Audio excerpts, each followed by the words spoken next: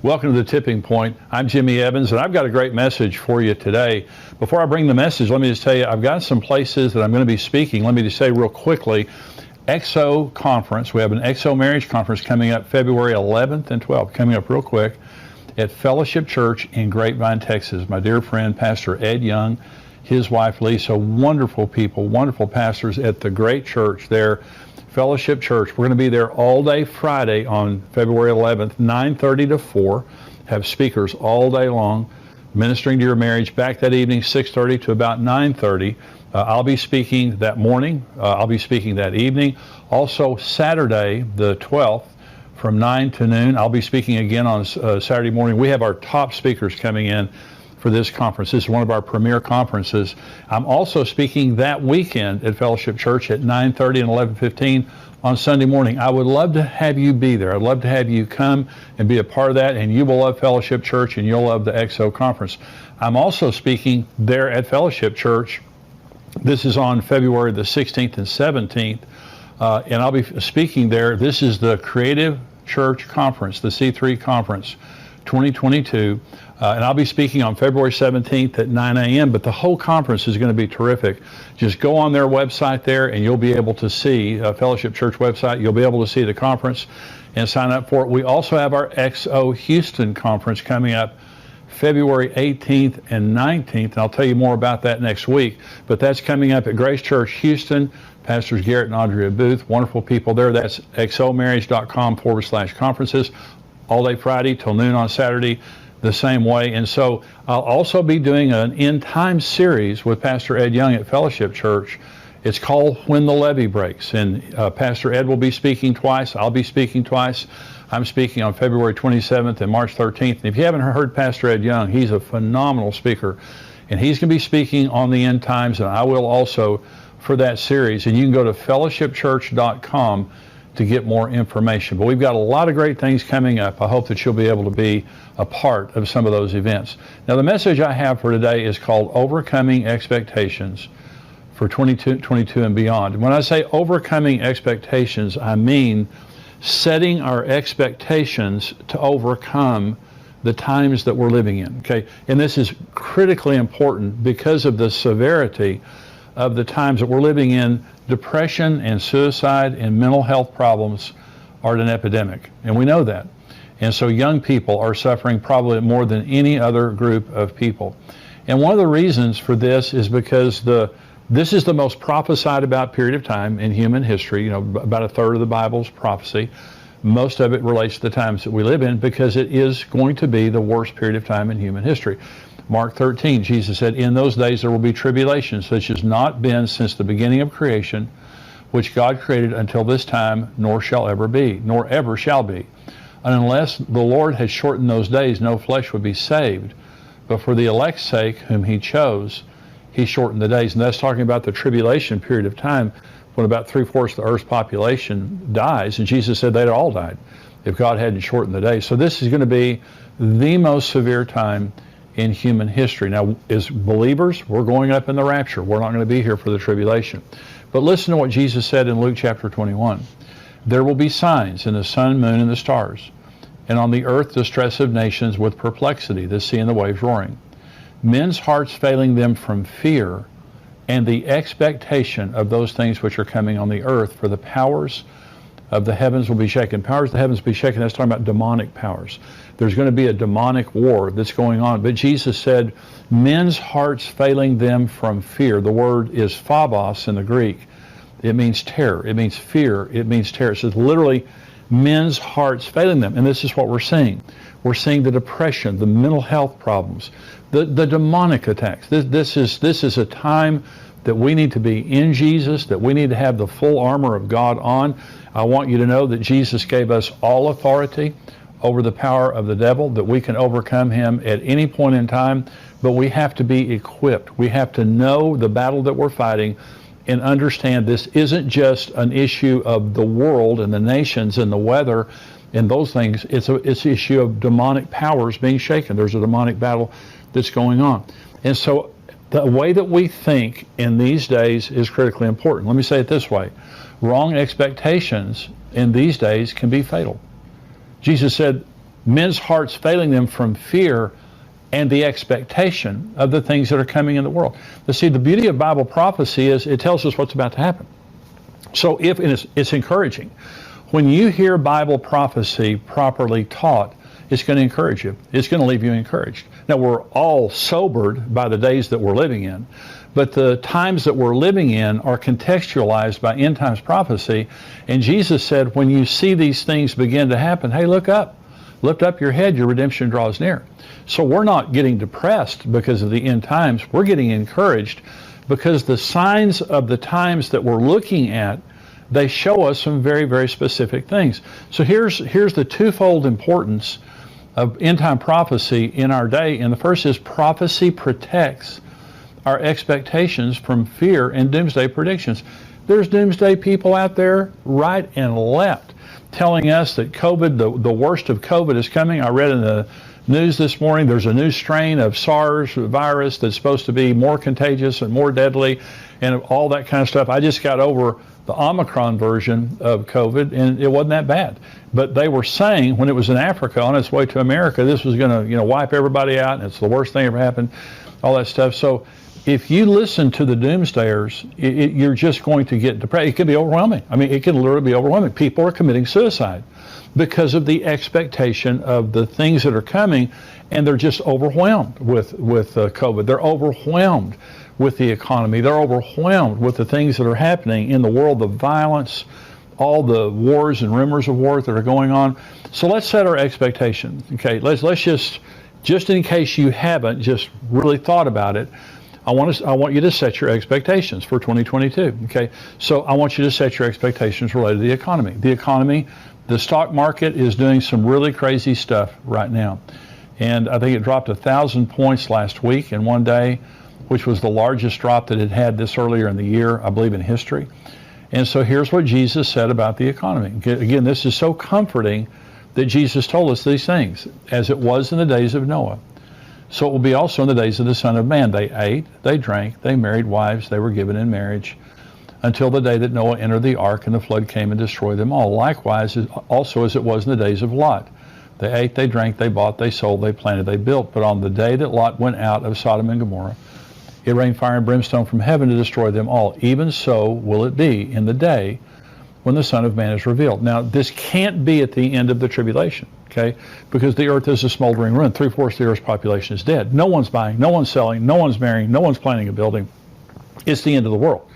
And so this is a time when Jesus is revealed to the church. This is a period of time when the rapture happens and it's business as usual. There is an economy. So will there be ups and downs in the economy? Yes, but I'm just saying, all the financial doomsdayers and stuff out there, don't listen to them. Jesus Christ told you there's going to be buying and selling. There's going to be an economy. There's going to be planning and building and marrying and giving in marriage. And so those things relate to hope. There's hope for the future.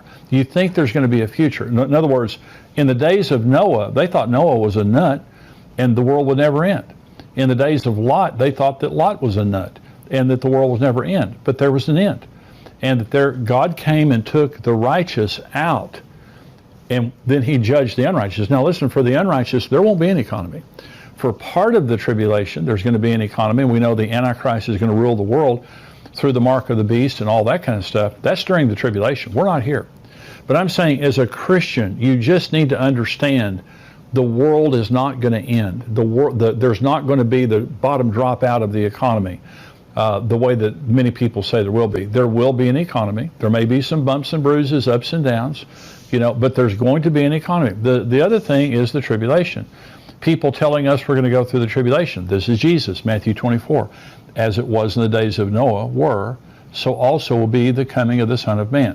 For as in the days of Noah before the flood, they were eating and drinking, marrying and giving in marriage until the day that Noah entered the ark, and did not know until the flood came and took them all away. So also will the coming of the Son of Man be. Then 2 men will be in the field. One will be taken, the other left. 2 women will be grinding at the mill. One will be taken, the other left. Watch therefore, for you do not know what hour your Lord is coming. And he's saying there that there's going to be, like the days of Noah before the flood. And in that day, 2 men will be standing in the field, one taken, one left. That's the rapture. That's the selective rapture. This is 1 Thessalonians chapter 1.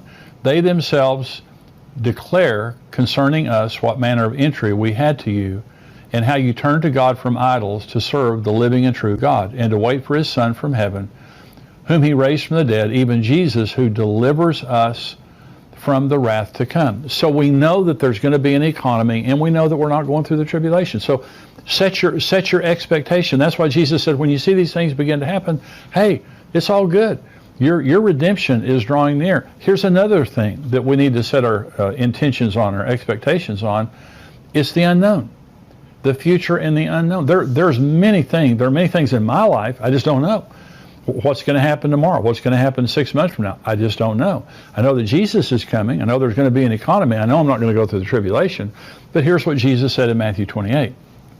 Jesus came and spoke to them, saying, all authority has been given to me in heaven and on earth. Go, therefore, and make disciples of all the nations, baptizing them in the name of the Father and of the Son and the Holy Spirit, teaching them to observe all things that I have commanded you. And lo, I am with you always, even to the end of the age. Okay, so Jesus is talking about the end here, and he's saying, I've given you authority, I'm giving you a mission, the Great Commission, to go out and make disciples of all the nations, and I will be with you always, even to the end of the age. Okay, and so I may have told this story before, but I'll tell it again. It was about a trip that Karen and I took. I think it was our 35th anniversary, and I had a bad year. I just had a hard year. And I was just kind of waiting for the next shoe to drop. I felt like, all these bad things had been happening. I was just kind of waiting for the next bad thing to happen. And Karen and I were on the plane, and on the airplane, headed to Hawaii for our anniversary. And Karen reached over and patted me on the hand and said, are you okay? And I said, no, I'm not okay. I said, I just feel like the next shoe's about to drop. I just feel like something else bad's about to happen. And she was real comforting, and I sat there and, kind of looking out the window, and I heard the Lord say this to me. Fear is expecting the devil to move. Faith is expecting God to move. And I think some of you need to hear that word today, is that you get so beat up that you're conditioned that something bad is going to happen, and you actually are expecting something bad to happen. That's the way I was. And the Lord, he completely changed the next year and that trip. That would have been a terrible trip if that wouldn't have happened. But the Lord just told me, Jimmy, fear is expecting something bad to happen. Fear is focusing on the devil. But faith is focusing on God. And what God said to me is, expect me to move. Stop waiting for the devil to move. Expect me to move. Focusing on God. See, I am with you always. He's talking to you. He's talking to you personally. I am with you always, even to the end of the age. See, I don't know what's going to happen tomorrow, but I know God's going to be with me. I don't know all the answers to the unknowns. And the devil will come and try to stir up something and say something bad's going to happen, and this person's going to do this to you, and you're going to lose your money, and you're going to lose your job, and this and this and this. That's just the devil. God is going to be with us. Here's what David said in Psalm 23. Yea, though I walk through the valley of the shadow of death, I will fear no evil, for you're with me. Your rod and your staff, they comfort me. This isn't the valley of the shadow of a hangnail or a headache. This is the valley of the shadow of death. And David said, I'm not going to have any fear. You're with me. Okay? Psalm 16. I have set the Lord always before me. Because he is at my right hand, I shall not be moved. I have set the Lord always before me. What that means is everything I see through a God filter. If I see a giant over here, I put God between that giant and me, and I remind myself that God is here. And that giant is not bigger than my God. He may be bigger than me. He's not bigger than my God. Okay, and so fear is reality minus God. It just means I see the giant, I just don't see God. Faith is reality plus God. So when the 12 spies went into the promised land, 10 came back and gave a bad report. And they said, those giants in the promised land are so incredibly big that we're like grasshoppers compared to them. Okay, Joshua and Caleb came out and they said, those people will be our prey. God has removed their protection from them. Here's the difference. The 10 spies looked at the giants and compared the giants to themselves. Never saw God. Joshua and Caleb went in and compared the giants to God. And see, I heard someone say this one time, stop telling God how big your mountains are and start telling your mountains how big your God is. It's just all perspective. This is what I'm saying. Set your expectations for 2022, and I'm saying God is going to be with us. There's going to be an economy. We're not going through the tribulation. Regardless of what anybody says to you, good things are going to happen to us. We are not like everyone else. We have a God, and He is a faithful Father. He is a faithful Lord. He promised us, I will be with you always, even to the end of the age. Okay, so we're going to set our expectations. But so prophecy protects us from wrong expectations, and doomsdayers. Prophecy also promises us incredible blessings to excite our expectations. See, it's the opposite of just not being full of dread. I should be excited. So let me talk about the marriage supper of the Lamb for just a minute, because this is what's coming up. When the rapture happens, I believe that we're living in the days just prior to the return of Jesus. I'm talking about the rapture of the church. To me, is the most incredibly exciting thing in the entire world. I answered a question a few weeks ago about young people who don't want Jesus to come. My twin granddaughters and my 14-year-old granddaughter, at Christmas we had a conversation, and they all love Jesus. They believe in end times. And they said, we wouldn't mind Jesus waiting, for a while. And so we can get married, so we can graduate, so we can have babies. And I think that's completely understandable. I really do. I think I'd be exactly the same way. But I can tell you this, when Jesus comes, we're going to enter into a marriage supper of the Lamb that is the most exquisite event in the universe. And we're going to be there for 7 years, and we're going to see Jesus face to face. And we're going to be in His Father's house, which is the most incredible building described in Revelation 21 and 22. We're going to be with Jesus for all of eternity. And I can tell you this, no one who sees Jesus' face and no one at that wedding will ever look back to this earth in regret or wanting to go back. Remember Jesus said, remember Lot's wife? When He was talking about the end in Luke 21, He said, remember Lot's wife? Lot's wife fell in love with the world, and her focus was on the world. And the angels came to get Lot and his family out, but she loved the world more than she loved God. And she loved the world more than she loved righteousness. And she turned into a pillar of salt. And Jesus said, remember that woman.